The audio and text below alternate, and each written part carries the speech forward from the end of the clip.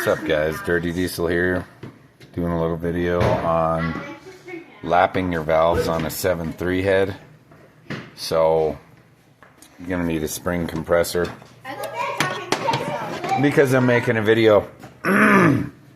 Once you compress the springs, you can pull the keepers out of the valves and the springs, and then you're basically hold on, let me do the video.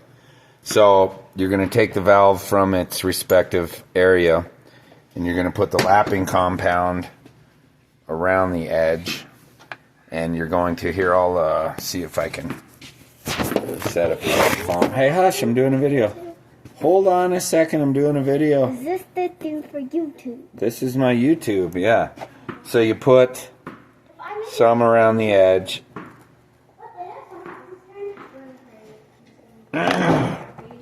Then you take this valve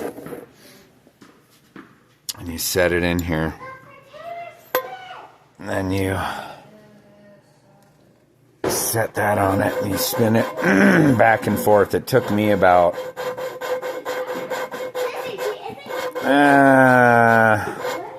3 minutes 3 times, so I'll go 3 minutes like this, but I do it like this.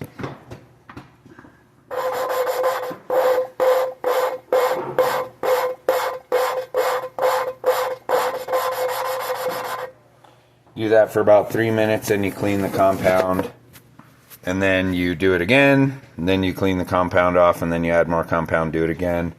Then you end up with a surface like that, that's mated to the surface like that on that respective valve.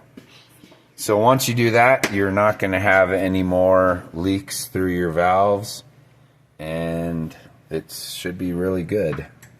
But I recommend putting in new valve guide seals, valve stem seals, whatever you want to call it. All right, what do you want? You care? Oh my God! If you would have hit me with that.